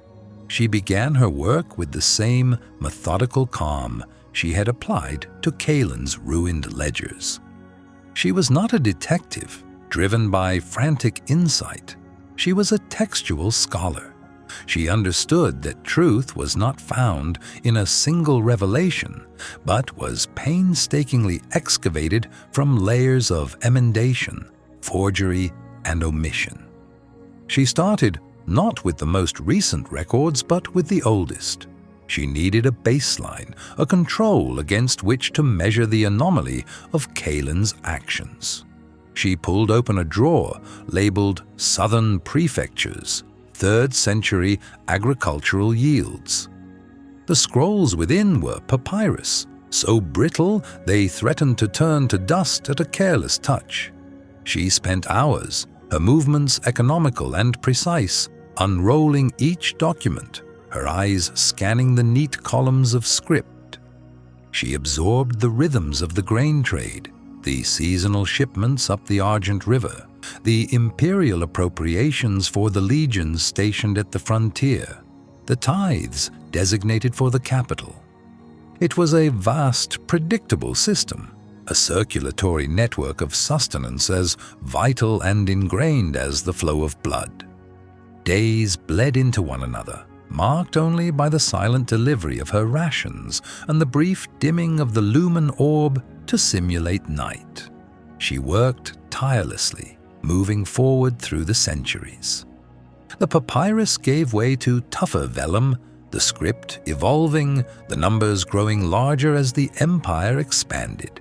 She was not merely reading, she was committing the entire system to memory, building a map of the empire's metabolism within her own mind. She learned the patterns of surplus and the telltale signs of a poor harvest, a sudden spike in prices from a private merchant, an unscheduled import from a neighboring tributary state, a quiet addendum to a governor's report mentioning hardship. The empire, she discovered, did not document its failures well.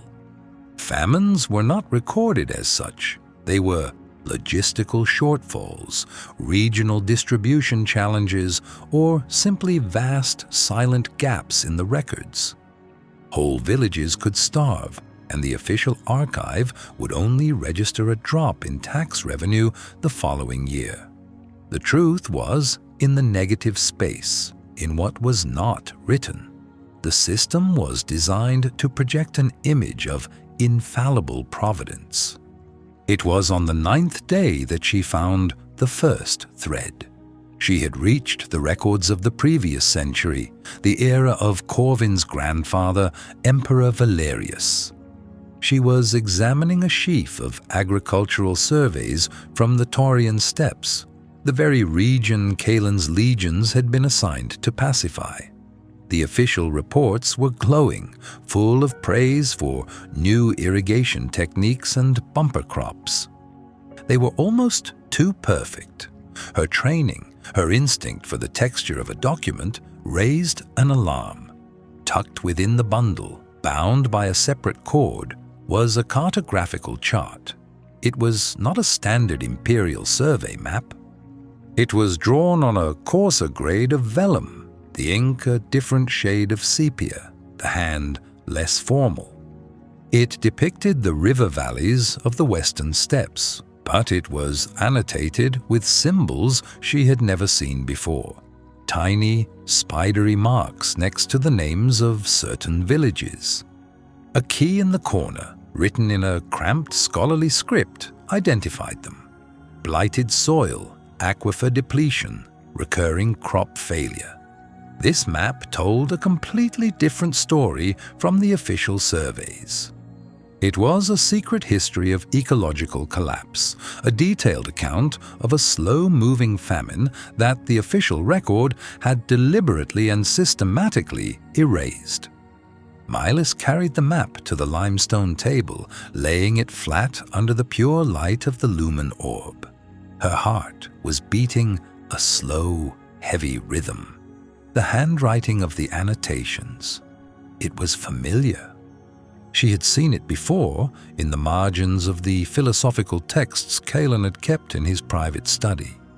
It was the hand of his old tutor, a historian named Liros, who had been quietly exiled 20 years ago for publishing alarmist theories about Imperial resource management.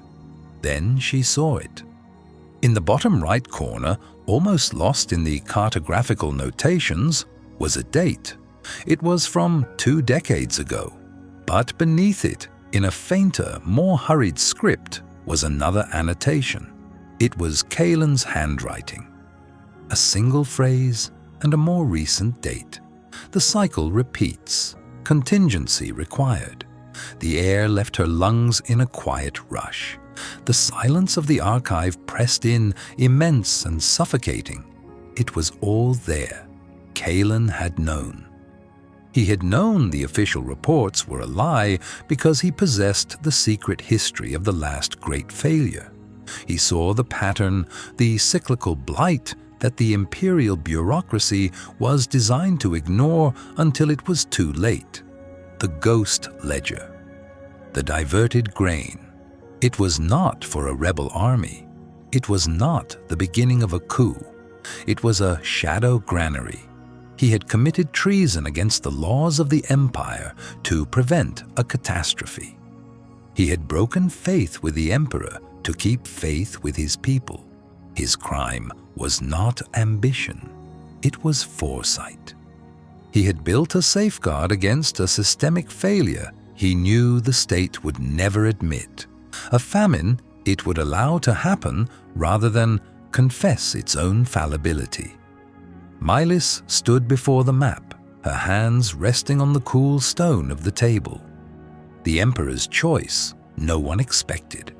It was not mercy. It was calculation. Corvin hadn't known the specifics, but he knew Kalen, his most brilliant general, was not a simple traitor. He had sensed a deeper logic, an inconsistency in the official narrative of treason, and so he had not executed the wife. He had not exiled her. He had taken the one person with the skill to read the spaces between the lines, the one person with a reason to look so deeply, and aimed her like an arrow at the heart of the truth. She looked from the map to the rows upon rows of silent, orderly drawers. She was a cog in a new and infinitely more complex machine. She was no longer a monument to treason. She was the instrument of its re-evaluation. And the knowledge she now held, the truth of her husband's sacrifice and the empire's profound cyclical lie, was a weight far heavier than any sentence. She was no longer a footnote. She was the addendum. The truth did not arrive with a clap of thunder, but with the dry rasp of turning vellum. It settled not in her heart as a liberating warmth, but in the pit of her stomach as a block of ice. Kalen. Her Kalen had not been a traitor. He had been a prophet. Milis did not move. Her fingers rested on the brittle page, the delicate skin of her thumb tracing the faded ink of a shipping manifest from the year of the dust moth, 37 years prior. The entry was anomalous, a ghost ledger identical in its structure to the one she had found in her husband's records, a massive, unaccounted-for diversion of grain to a set of coordinates that did not officially exist on any imperial map. Another followed 5 years later, and another, a pattern, stark and undeniable, laid bare across half a century of meticulous bureaucratic lies. The empire was not merely flawed, it was a structure built upon a recurring, concealed catastrophe. A cyclical famine, erased from history by the censorate, managed by the quiet appropriation of resources. Kalen had not been plotting a coup. He had been preparing for the inevitable, building a shadow granary not to seize power, but to circumvent it when the vast, grinding machinery of the state chose to let its people starve in silence. She held her breath, not in fear, but in focus. The air in the archive, thick with the scent of aging paper and the faint chemical bite of preservative lye, seemed to thin. The silence, which had once been a companion, was now a witness. It pressed in, a physical weight upon her shoulders. She was no longer Subject 73, a functionary tasked with a meaningless penance. She was the sole inheritor of a truth that could fracture the sunstone foundations of the citadel itself. Her grief, for 6 long months a dull and constant ache, sharpened into something new. It became a lens, clarifying the past. Kalen's late nights poring over maps of defunct trade routes, his obsessive interest in historical crop yields, the haunted look in his eyes she had mistaken for ambition. It was all recatalogued in her memory, filed under a new, terrible heading. He had carried this burden alone. He had tried to build an ark in a desert, and for his foresight, the Emperor had drowned him. Slowly, with the deliberate precision of a bone folder creasing a perfect fold, she closed the ledger. The heavy cover fell with a soft, definitive thud. She placed her palms flat upon it, feeling the texture of the worn leather, grounding herself in the physical reality of the object. This book was no longer an impartial record. It was an accusation. And she, its custodian. Her training, the quiet discipline of the scriptorium, took command. Panic was a luxury, an indulgence she had never been afforded. Her first duty was to the integrity of the text. She slid the ledger back into its designated space on the immense iron shelf.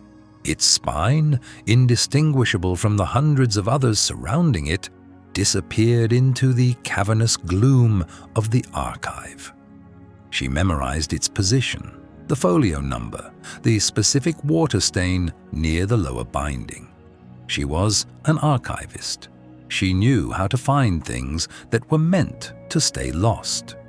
She stood for a moment, a small, still figure in the vast, geometric forest of shelves. The light from the high, narrow windows cut sharp, indifferent rectangles onto the stone floor. She was an unclosed ledger herself, an untidy variable in Corvin's meticulous equation. He had aimed her at this problem like a weapon. The question that now formed in her mind was cold and sharp as a shard of ice. Had he known what she would find, or had he merely suspected an inconsistency in the numbers? Was this an investigation or a confirmation? A sound echoed from the far end of the hall. Not a knock, but the slide of a heavy bolt. The sound of Imperial protocol. A single Praetorian guardsman, his armor polished to a mirror sheen that reflected a distorted, elongated version of the shelves, stood silhouetted in the doorway. He did not speak. He did not need to. His presence was a summons. The walk from the deep archives to the Emperor's solar was a journey across a desolate landscape of power. Her footsteps, clad in the simple, soft-soled shoes of a servant, made no sound on the leagues of polished marble. The silence was absolute, broken only by the rhythmic metallic whisper of the guards' greaves behind her. They passed through halls built to make mortals feel small, under ceilings so high they seemed to contain their own weather. The architecture was a statement of permanence, a declaration that the individual was temporary, but the empire was eternal. The lie of it was a living thing, breathing in the cold, sterile air. She kept her eyes forward, her spine straight. She was no longer Mylis Rowan, the grieving widow, nor Subject 73, the anonymous asset. She was a vessel of knowledge. The guard was not escorting a prisoner. He was escorting a secret. The doors to the solar opened without a sound. Emperor Corvin stood not at his desk, but before the great cartographical map that dominated the far wall. It was a masterpiece of inlay, a continent of jade and obsidian set in a sea of lapis lazuli. He was observing it as a god might observe a world of his own making. He did not turn as she entered. "Subject 73, he said, his voice calm and resonant, filling the enormous space without effort. "Report." The guard retreated, the doors closing with a soft click that sealed the room. They were alone. The air grew dense with unspoken meaning. Mylis walked to the center of the room and stopped, maintaining the prescribed distance. She clasped her hands loosely before her. "The survey of the grain trade ledgers for the specified 50-year period is complete, Your Majesty." "An efficient function," Corvin noted, his eyes still fixed on the map. He gestured with one long finger toward a coastal region marked in darker jade. "The harvests in the serene coastlands have always been the Empire's fail-safe, consistent, predictable. The bedrock of our surplus." He finally turned, his gaze pinning her. It was not a question. It was a premise laid down for dissection. "Did your survey of the historical record confirm this assessment?" Here it was. The first move in a game she had not known she was playing. To lie would be to fail the test. To confess would be to sign her own death warrant. She chose a third path, the sterile, unassailable language of the archive. "The ledgers confirm the serene coastlands as a primary source of the Imperial grain surplus," she stated, her voice even and quiet. "However, the records also show a recurring pattern of logistical inconsistencies." Corvin's stillness was absolute. He was a predator who had scented blood on the wind, yet he remained motionless, waiting for the prey to reveal itself. "Define inconsistencies." "Unreconciled disbursements," she replied, meeting his gaze without flinching. Statistically significant quantities of grain were diverted from standard distribution channels at cyclical intervals. These shipments are recorded in addendum ledgers, their destinations listed as non-standard cartographical coordinates. She was not telling him what she knew. She was merely reporting the data. She was performing her function perfectly. She was a mirror reflecting the flawed truth of his empire back at him. Corvin's eyes, the color of winter twilight, held hers. He was searching for a tremor, a flicker of fear, of triumph, of anything but this placid, factual recitation. He found nothing. She had spent a lifetime cultivating an impassive exterior. It was the only armor she had ever owned. He took a single, slow step toward her. The space between them seemed to shrink, charged with a dangerous energy. "And these non-standard coordinates, did you locate them?" "Their locations correlate with a series of decommissioned military outposts in the desolation of Oros," she answered. "They are designated as historically inactive assets." A silence descended, profound and heavy. In it, Mylis could feel the subtle, irrevocable shift in the balance of power. He had given her a task to break her spirit, to bury her in the meaningless trivia of her husband's failure. Instead, she had returned with the one thing he could not abide, an error in the system. And she had delivered the news not as a panicked discovery, but as a formal report. He saw it then. He saw that she knew. He saw that she understood the shape and scale of the lie. He saw that the broken woman he had redesignated as an object had just become the most dangerous person in his empire. Corvin's expression did not change, but a new light entered his eyes. Not anger, but a cold, terrifying flicker of intellectual curiosity. He had set a problem in motion, and it had yielded an unexpected, fascinating result. "You have fulfilled your function, Subject 73, he said, the words precise and clipped. "Return to your quarters. Await your next directive." It was a dismissal. But as Mylis turned and walked toward the doors, she felt his gaze on her back, not as an emperor watching a subject, but as a master strategist observing a new, unpredictable piece on the board. She had not won. She had merely survived the opening move. The game had just begun.